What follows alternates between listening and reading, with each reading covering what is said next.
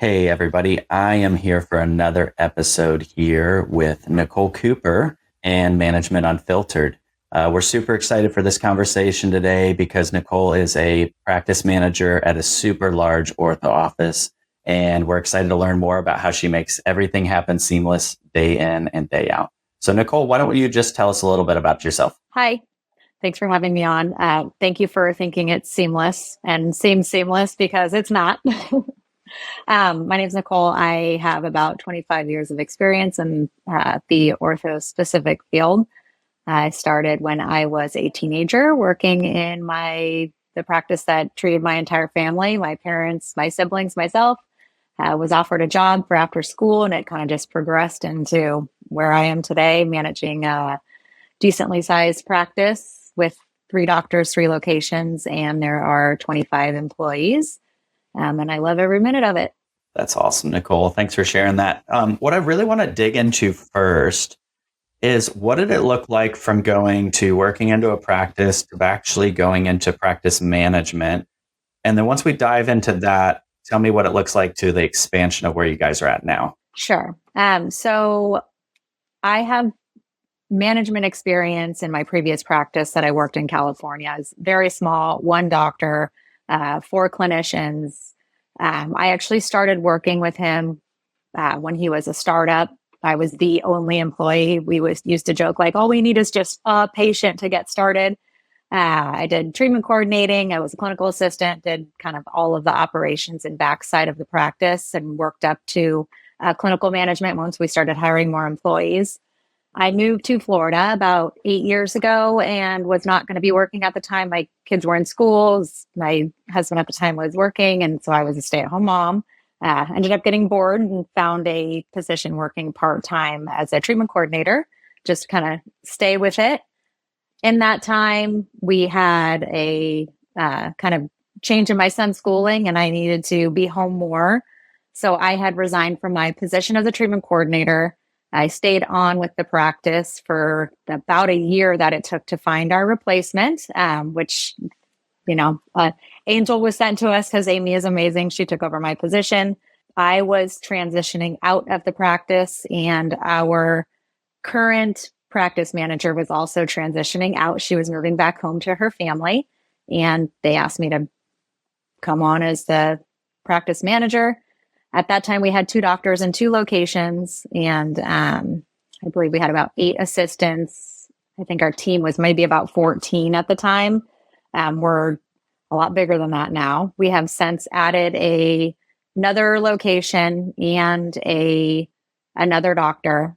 So while I was a treatment coordinator, the office opened up a 3rd location, and at that time, the office really started ramping up as far as size goes. We had a practice manager at that time that was transitioning out, and I transitioned in. So I kind of took over the role of practice management when there was 2 doctors, 3 locations, and we had 2 teams of assistants that would kind of bounce between the 3 offices. In August of 2023, we hired on a 3rd doctor. And so now we have 3 offices, 3 doctors in rotation. We hired an additional 4 assistants. So we're currently operating with 12 clinical assistants. We have now 4 treatment coordinators, a finance team, a business manager that does all of our payables, myself, 4 front desk, and then, of course, the 3 doctors. So it's been quite the transition from starting off just working 2 days a week as a part-time treatment coordinator to the full operations of a, major practice. It's been cool to see. Were you fully taking the reins of an office manager that was running the entire business? Was there already that trust built between owner doctors? I mean, I know you're coming in as already working as an employee, but now you're coming into a whole role with a lot more responsibilities. So if you don't mind just diving in, like, what does that look like from going from a treatment coordinator now to running this massive practice, which from what it sounds, you're going from different locations, right? And we'll talk a little bit later into like multiple shifts, multiple orthodontists. Like, that's a lot to manage and run. So you're obviously taking on things that were never before happened in the practice. But what was really that transition of like the previous office manager now to you? Like, how did that transition go? How was the doctors? How did you build that rapport and trust in order for you to be successful in your job? Sure. I mean, I believe that I probably was an employee with integrity for them. When I did resign from the treatment coordinator position, it was not out of any reason other than it just was not working for my lifestyle with my children and their schooling and sports at the time. I would have loved to have stayed in that role. I feel like it was a blessing in disguise because I have absolutely, not that I don't love treatment coordinating. I actually did it all day yesterday because I had one of my treatment coordinators was in Puerto Rico. So I absolutely love doing that. But I think that how the transition went from me leaving the practice, I did not leave them in a lurch. I basically told them, I am here until we find somebody that is suitable to take over. I understand because of my experience in, treatment coordinating, and I understand the importance of the treatment coordinator role, and you can't just put anybody in there. Yeah, and I think your experience, you've done it before, right? So like you already know how all that rolls. They already knew you, and I think that speaks volumes of your character and your ability to cut ties in a way that's, hey, this is just not working well for me.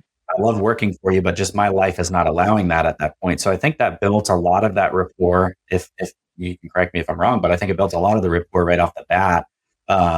In knowing that you already know the practice, you already know two of the doctors, and then now you're rolling into the expansion. So I think that helped foster that. And so share with a little of the other office managers, like we were talking a little bit before, you're local in our county, which is super cool. So I get the pleasure of working with Nycole and seeing this operation just, I mean, from what I can see is just absolutely flawless. It's an amazing. Oh, thank you. To see how big a practice like this, how well organized it is. And it's not often that I get to talk and interview other office managers that I personally get to work with. So this is why I'm super excited about this episode. But we were talking a little bit before, like, tell me the trust factor. Like, why is that so important when you're a practice manager to have the doctor trust what you're doing? Well, it's their livelihood. Obviously, it's their baby. Dr. Ryan took over his father's practice. So there was a little bit of groundwork that kind of was already laid for him to take over, but he really took that practice and made it his own. And then bringing on Dr. McKnight and her, being involved in the, growing of the practice as well. They have so much invested into this practice and, it's their names on the door. So it's super important that they trust in whoever's in the role. As far as trusting me, I feel like I'm a person of integrity. So I live that in my personal life. I live that in my professional life. I, treat people with respect and listen and hear them. And I can't pinpoint one reason why they chose me other than, how I've been to them and for them as an employee for the last, 6 years that I've been working for them. Again, when I was speaking on leaving the practice originally, I had trained my replacement and I told him I wasn't going anywhere until that replacement was, fully intact and ready to start her position. Unfortunately, the Sunday before she was supposed to be there full time was my first day of retirement, so to speak. I got a text message from the doctors the night before saying, we thank you so much for training her, and she's declined the position.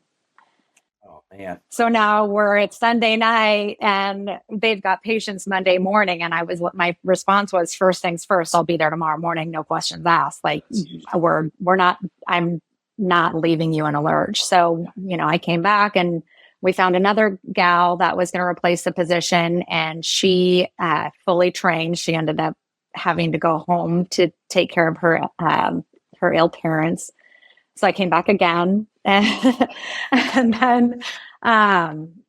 then she was actually able to come back and take over the position full time. So I think that they saw my commitment to the role.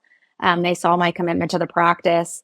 I love each and every one of our employees like they're a family member of mine. And I know that's kind of a hard thing to say because a lot of times people say that and they don't genuinely mean it. I truly, truly feel that way. And if you don't feel it in your heart, I don't think it's a good position for anybody. And we've had a few of those, and I'm not going to speak illy on any of our previous employees because it's not necessarily that they're, it just doesn't work with the value of the practice that we're growing and want to be for the community. And I think the doctors see that in me. And I think that they trust that they're going to get that. Yeah. I actually just posted in my Facebook group the other day, and you may or may not have seen it, but I talked about being genuine. And like, I always look on my belts. I wear leather belts, right? And it all says genuine leather. And I was like thinking about that, and it's just kind of dumb to think about. But then, as you think about it more, like some of these words hold so much value and so much meaning. And when you're talking about that, like that's what you're talking about, like being genuine. The definition is that is being truly authentic. And that's what people see and notice. And so, Doc, like if you have an office manager in your office that is treating the practice just like Nycole is, where she's truly making this her own, like that's huge. And you need to be able to lift that up and build it in a manner that, it fosters growth and trust. Because the biggest way that you're going to see your office manager grow either into this role or take your practice to the next level is having that rapport. And I think you could probably agree with that. Right, Nycole? 100%. Absolutely. When you're handcuffed, like it's hard to want to do more for your doc. Like if they're not, yeah. I'm not saying give your office managers everything they ask for and everything they want, but what it does take is like, how can I help you be your best, whether it's in education or, loosening up the reins of, hey, like I have this really good idea on scheduling that we can back to production and the team's going to be happier. You're going to be happier. We're all going to make more money. Like, are you open to that? A lot of times we have the opinions of like, OMs see the inside and outside of the business, and the doc might not see that. We were talking about on a previous episode. Like, you have a person in the practice that sees every bit of it. So giving that ability is a true, testament here to Nycole. Like, this practice is massive. So like, let's get into that aspect now. Yeah. Going from 2 orthodontists now to 3, which she's super awesome. We love. Oh yeah, she's amazing. What did that transition look like?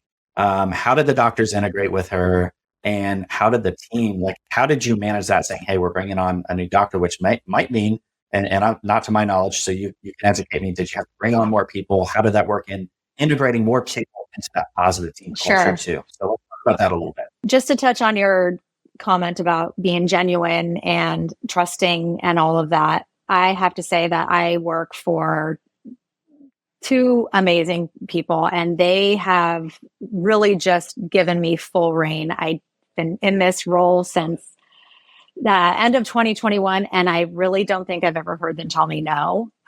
They might have their opinion on how something can go. We have open communication. We have our little group text, and I run everything by them, and they really just, again, trust that I have the best interest of the practice at heart. And sometimes it might be a weird idea, and they're like, if you think it's going to work, then go for it. I have failed, and I will admit that there have been things that I've brought to the table that was not successful. There have been things that I've brought to the table that have been pivotal in the growth of the practice as well. And there's balance there. Absolutely. And we talked about this again, and we're seeing trends, right? Like, you as owner doc need to realize it's okay to let your office manager fail a little bit. Like, we're all human and we're not perfect, but that's where we learn some really, really valuable lessons. And it doesn't mean you bring the hammer down on them, but like, if you're, it could work, and it could be a gold mine, or it could not work. And it's okay, because we're going to learn what doesn't work. A lot of times we have all these great plans, and some of them may work, but we've never tested out anything else to see how. I think that was a really valuable point you put in there. Is like, you failed on some things, but you've also owned those failures and learned how to fix them, correct them, and move on from that. So exactly. And I take ownership. Like, when I speak for the practice, I don't speak for their practice or them as in, separate entity. When I'm speaking to somebody, I say my practice, I say our practice, I say this is, because I wholeheartedly feel like this is a part of who I am and what I do now. And I think that speaks to how I, manage the business and manage the operations in the practice. And the doctors have been very gracious in that. They know that I have just as much invested into their success and the success of the practice that they do. And I think that's another reason why they probably, rely on me and have trust in me that I'm going to do what I need to do. And I know I've said I 150 times in this 10 minutes that we've been talking, but I am not an I participant whatsoever. You know, we always joke that teamwork makes the dream work. And it's kind of one of those cheesy taglines that like people say all the time, but it is tried and true, man. Like there is nothing better than having a team that is cohesive and understand that. And it starts with pride in what you do and the ownership, feeling that you have ownership in something. And the doctors have very much just kind of given me that, here you go. And, you know, here we are. We did have the opportunity to bring on Dr. Naglieri last summer or summer before last. And she's been amazing. Introducing change is always tough for anybody. Change is very, you know, could be very challenging to some.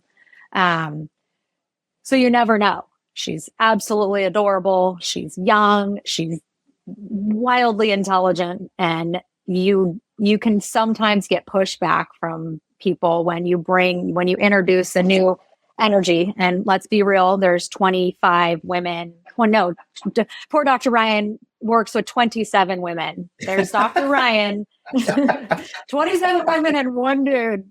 And he handles it very well. But sometimes. But she was welcome with open arms. And that's just one of the challenges that you kind of have to just, how are we going to navigate introducing this to this?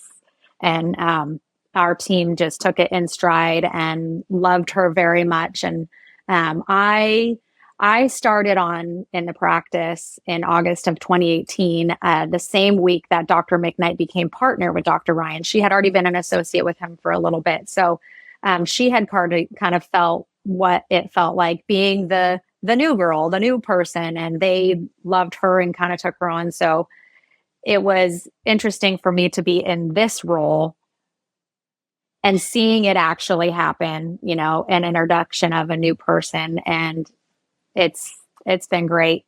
We have had some growth from when Dr. Naglieri started, and she runs her own office. We have kind of a really, really complicated schedule because we have 3 offices. Two of them are open 4 days a week. One of them is open 2 days a week. Dr. Ryan only works 3 days a week. We have a double doctor day once a week. So navigating who goes where. But on our 3 doctor days, when 3 offices, I'd love to show you my scheduling software spreadsheet that I use. It makes my brain hurt. That's when the ladies are knocking on my door and they're like, when are we going to get our schedule for next month? I'm like, you'll get it when you get it. They would never. Yep, exactly. I'm going to start saying that. Anyway, we did have to make an adjustment to our sales on how we schedule our employees. We did have to add a few assistants because we never had ever had 3 offices open simultaneously. So that posed a challenge. And where do you draw the line of being staffed enough and being overstaffed where everybody's looking at each other because they're bored out of their mind? Luckily, we have a nice balance because we do have a few assistants that are part-time. So we kind of were able to mix in their part-time schedule with Dr. Ryan's schedule, which all fall on one of the days where we only have 2 offices open. So it's a perfect storm, honestly, is the only way I can describe it. It just all kind of just works out. And I don't know if that's me that figured it out or if I was lucky. Like a big role, like whether or not like you as the OM, there's a lot of trust that comes in with your team too. Like we could talk on trust all day long of like, sure, you know, what makes actually things function the way they should. But it's interesting because like you said, it's a perfect storm, but when you have leadership go in and come up with a plan that people actually follow, it means they trust what you're doing. But then at the same time, it's the owner doc seeing it too, because there's so many factors that can play a role in that to where it can make your practice not profitable at all, or your payroll be such a high percentage that it's just like, whoa, how do you manage this? So, which in my opinion, I don't think that's a problem for you guys at all because you found that well balanced. Mm-hmm.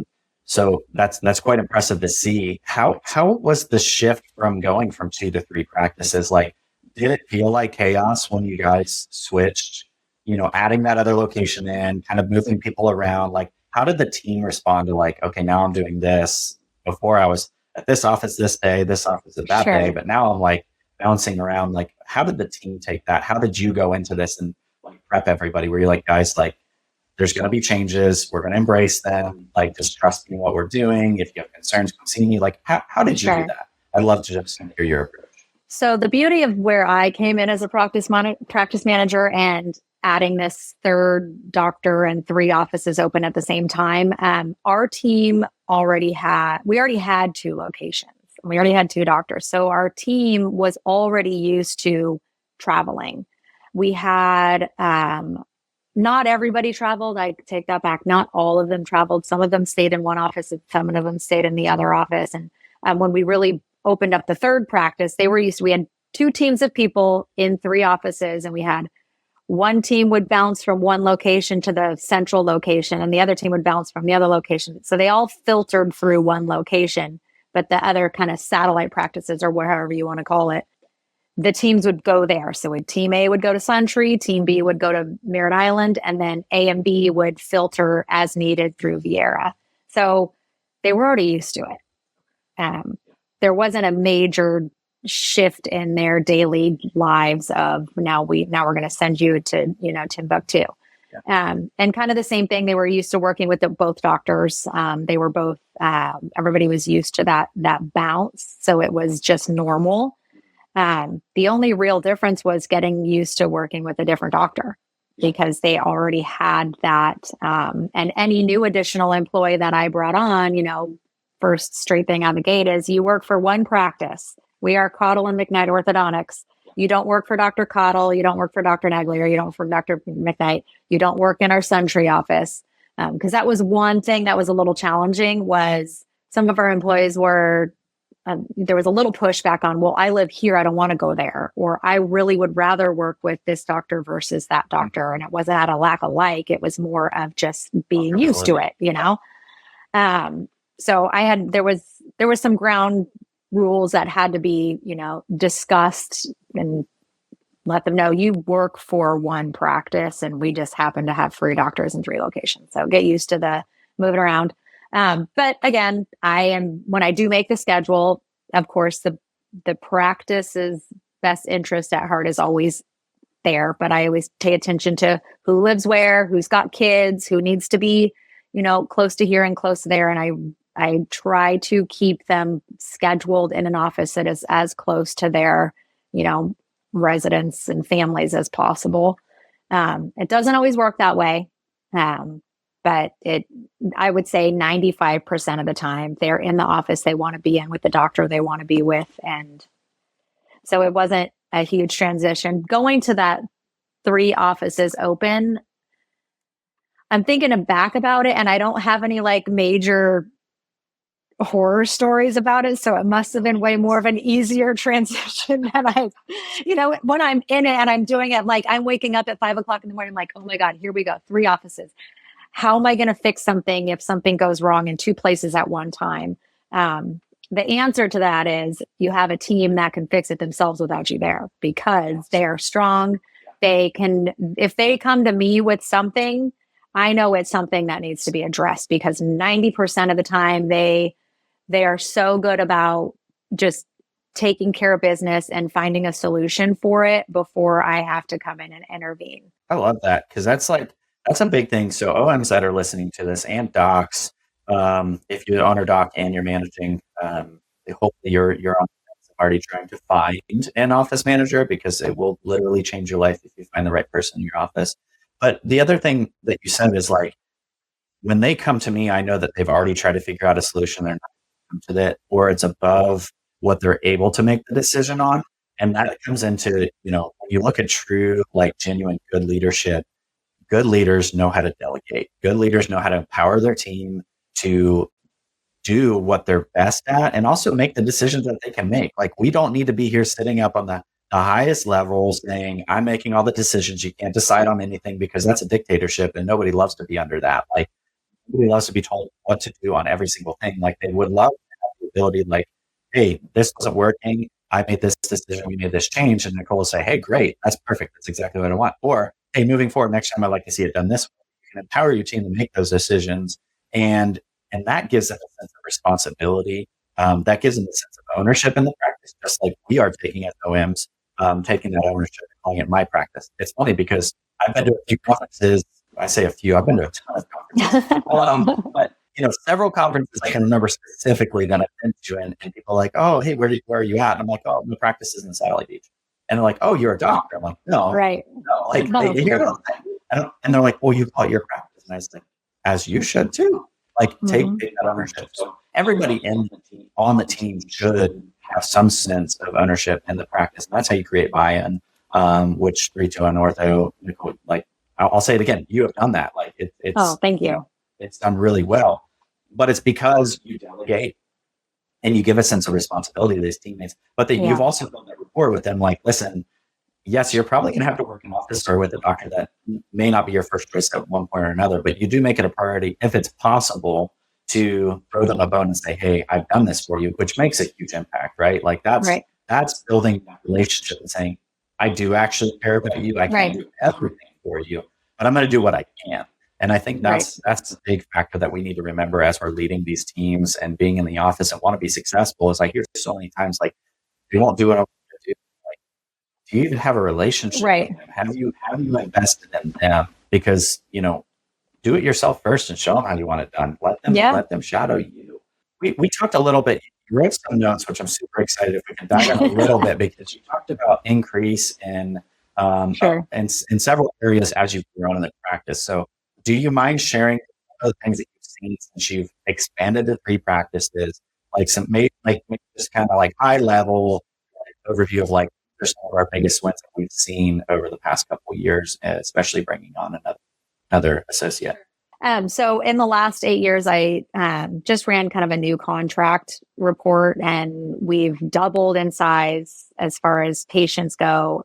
New patients in 8 years. Like in the last 8 years, we've more than doubled our new patient contracts.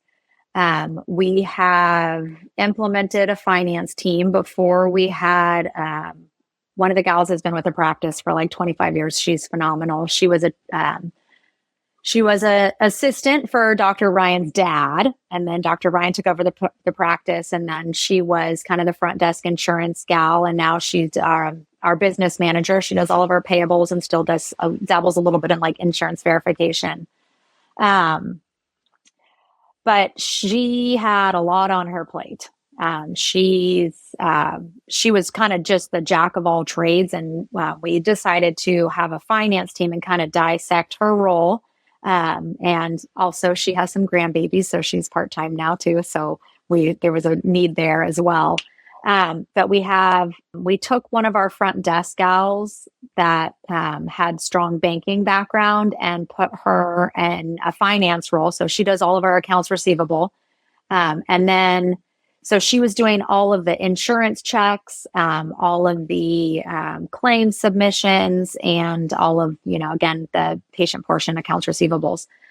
It was getting a little bit too much for her to handle as we were growing. And she came to me one day and she's like, can I have an assistant for my birthday? I can't remember. It was either like, it was funny. She's like, can I ask for something, please? And I was like, oh my gosh, absolutely. Like, if that's what you feel like you need to do the best thing for your job and you're in over your head, I would never come back and be like, you need to figure it out. Like, we're not going to spend the money on, that's an entire another employee. You don't need that. Like, adjust your sales. We hired somebody, I think, like the next day. Like, we put a PSA out. We need this person. We had a gal that had moved here from Seattle. She had treatment coordinator and ortho experience. They get along great. We actually call them the Kevins. They sit upstairs in our finance office, and they are phenomenal. Long story short, they took our delinquent accounts, I believe it was at about 15% down to 1.1%. Insane. It's just putting people where they belong, hearing what your team is saying. They don't ask for much. So when they're asking for something, it means like, this is serious. So we took it, we changed it, we made some adjustments there, and it did nothing but, improve our delinquency rate. They're super dedicated to their jobs, and we got so lucky with just hearing them and not questioning it. Yeah. We didn't question it. You came to us with a concern. You're a trustworthy employee. You've been with the practice for some years. You have the experience. You know what you're doing, and you're not going to just come and ask for a friend for no reason. And they're a powerhouse, and they did it. And it was, one of the best decisions we did for the practice was bringing on, changing Tina's role into being a finance manager and bringing her a partner to help do that. That's like one of the biggest pain points in dentistry, right? It's like we build all this stuff out, and there's sometimes we're not collecting on any of it, and it's like, why? Right. Or just allowing these accounts to get so far behind. Finding a team that, one, truly is passionate about it. That's one hard to find person. And then two, now you have two of them that are working together and have, you have proof in the pudding right there, like 15% down to, you said just over 1%, correct? Yeah, give or take. It's definitely under 2%, but I think it's fluctuating. But I think the last time I saw it was just over 1% on the delinquency rate. And it was where it was no fault to anybody other than, it became too much. We were growing faster than we could support. And that's a really good problem to have. But if you don't recognize it early, especially with insurance claims, you lose. I mean, if you don't respond to them fast enough, you just lose it, Absolutely. So we kind of had a time frame to really kind of buckle down. And I can't say that I took all that credit. We had a previous office manager, Emma Murphy, who kind of paved the way when I was transitioning from treatment coordinator.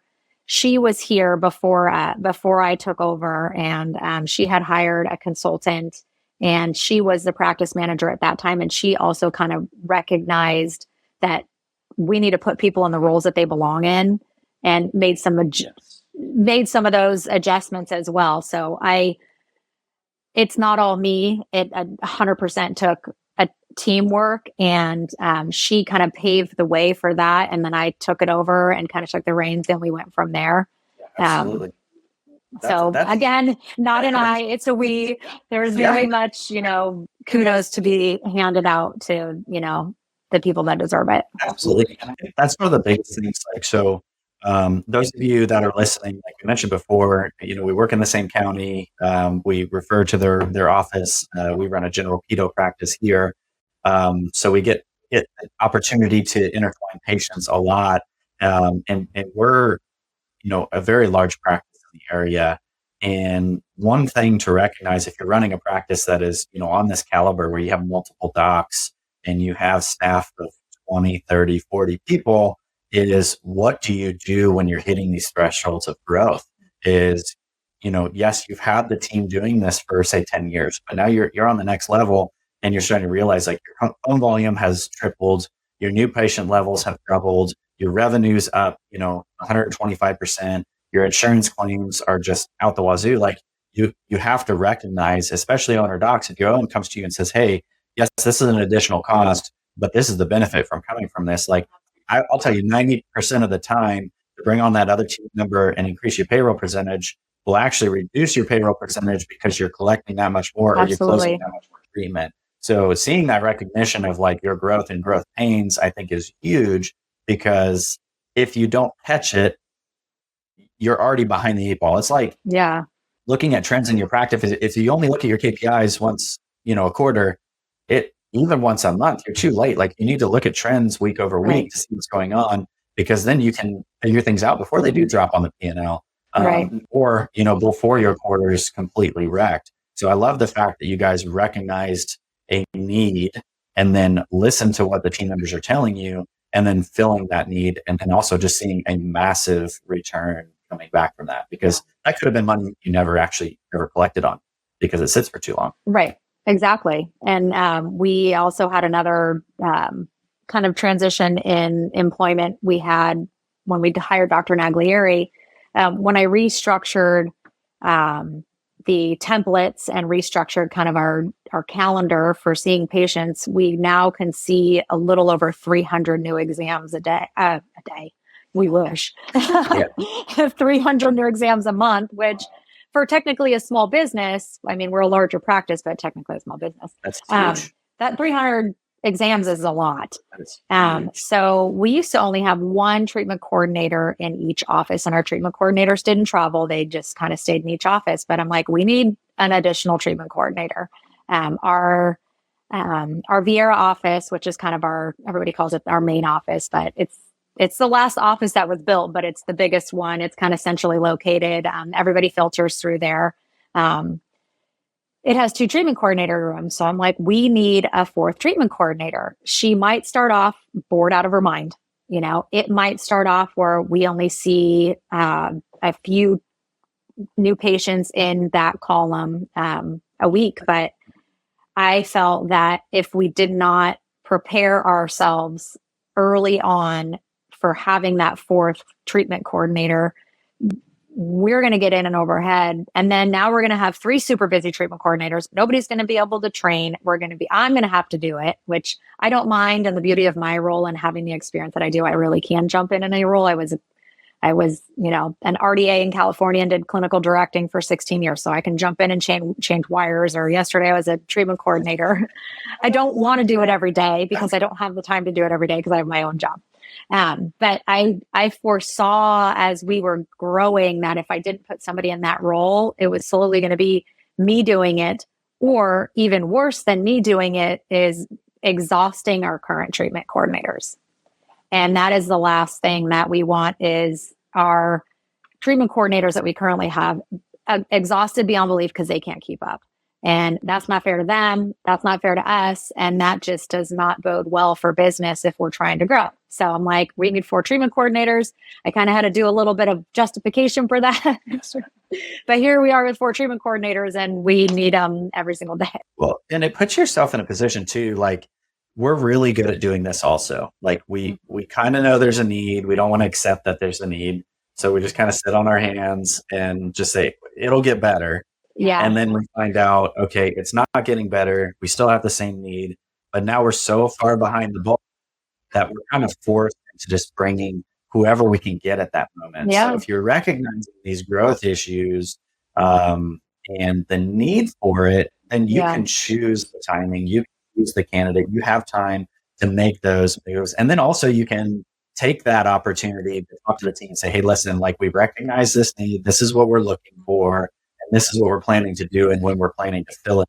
Then you also have your team kind of working for you, right? Yeah, and absolutely. Say, hey, I know this person moving to town, or I have a friend that is looking for this. So then you have a lot more ability to say, okay, like, we're going to do it on this date. We found the candidate. And then you can do it strategically, where you have time in the schedule to pre-plan for training, to where this other treatment coordinator might not be so busy. So like when we're talking about this, guys, like, you really got to listen to like the heartbeat of your practice and know, like, when you start skipping, like you've got to start doing something to figure out where these issues are causing. Because if you wait too long, like, yes, you can correct it. Anything can be corrected, but you can avoid a lot of the byproduct and the pain, and also just the chance of losing people just because it's too stressful. Yeah. So, well, and the employee retention rate for dental in the dental assisting world is not great. Sad.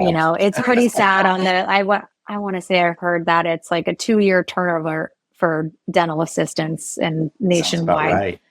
Right. That to me is a hard pill to swallow. We don't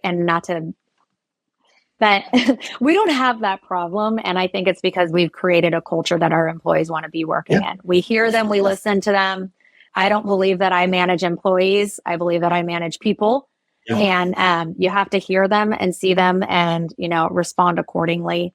And if you're not prepared and you wait until there's a disaster to fix it, then you've lost all the opportunity to fix it how you want to fix it. Now you're fixing it because you need to fix it, as opposed to taking the proper channels, doing it the right way, not just putting a body in a seat because you need a body in a seat. You've got to find the right one, and finding the right one is making sure that they can, one, do the job. But the most important thing is that it's somebody that you want there. Nobody wants just somebody there to do it. They want somebody there that they want to be there with. Yeah, absolutely. I believe in hiring internally. I believe in, if we have a position, a handful of our ladies are cross-trained. and they can bounce from the front to the back. They can do kind of all kinds of things. And whenever I have a position open up in our practice or a need for something, my first thought is to look at what I already have. What do I have in front of me that I know is capable? And is there anything I can adjust in the situation that we are currently dealing with to make it work? Or do I need to add in? And if I add in, my first thought is, what do I already have? And I already have a whole bunch of resources right here that I can rely on, as opposed to going outsourcing for that kind of stuff. So, I'm in the current position of hiring a new clinical assistant right now. And first thing I did was blast it out to my team. Who has a friend? Like, who knows somebody that is in need of something that we can provide and they can come work for us? Yeah, and they're not going to recommend a low quality candidate, right? Like, because they got to work with this person. Right. They got to spend a lot of time with them. So, if they're going to recommend something, it's usually somebody that they either have, high trust in, or feel that they have the ability to do it and are willing to work with them. So I think that's a really smart move. And if they can't bring somebody to the table that can do the job, then they're just going to have to work hard. Yeah, exactly. So there's a good incentive there. So let's wrap up on one more question, because we're in the new year. It's January 2025, came fast. And I feel like this year is just going to roll through before we know it. We're already halfway through January. And I'm just looking at the schedule, just like everything. Like, oh man, this is going to be a wild ride. Yeah. So, what do you all, as an office and you as an office manager, like what do you have on your docket this year? Like, what are your goals for growth? How do you think you're going to make that happen before the end of the year? Honestly, I'd have to say we're just going to stay the course with what we've got. What we've been doing has been working really, really well for us, and I don't see the need for any major changes. We've implemented a new fee presentation software. We've kind of switched from one to the other, which I think some of the attributes of that new product, I think, is going to be huge for our new year. Fee presentations and contract signings, and we've used one before, but this one has a little bit more oomph to it that I think is going to be kind of helpful for us. But as far as anything else goes, we do a lot of our marketing is through the schools and through the kids. And I think that's very helpful. We do a lot of internal marketing, like intra-office marketing with our referring offices and taking care of them, But as far as any major changes to the practice to, entice growth, I don't foresee us doing anything. We have had nothing but steady growth other than that random, dismal 2023, I think, was the year that everybody was just flat. Yeah. For no reason. Like we that whole year, we're like, what is it? What are we doing wrong? What can we be doing different? We've been having steady growth, but I think it was just an anomaly year. And this year we are already on track to see more growth compared to last year.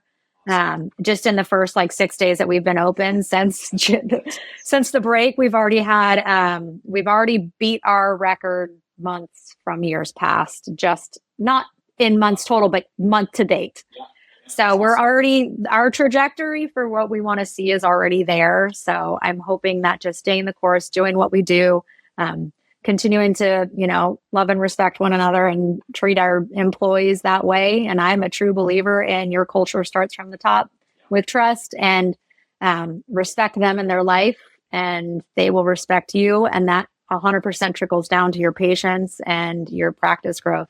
If you don't have a team that doesn't absolutely love to show up to work every day, yes, sometimes it sucks and it's busy and it's stressful.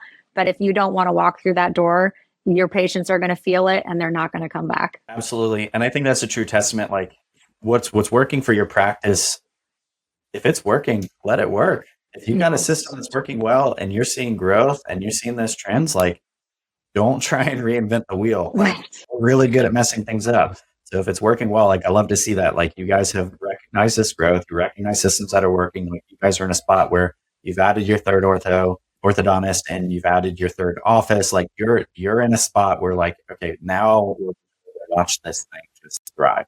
So Nycole, I want to say thank you for being here today. Super excited to have you join and just give us so much value and how you grow a practice, but also manage a large team, multi-offices, docs and OMs. I hope you took some big chance, because I know I did, that I'm actually going to implement here in the practice, and definitely going to have some more conversations about this. This is another episode of Management Unfiltered, and we'll see you next time.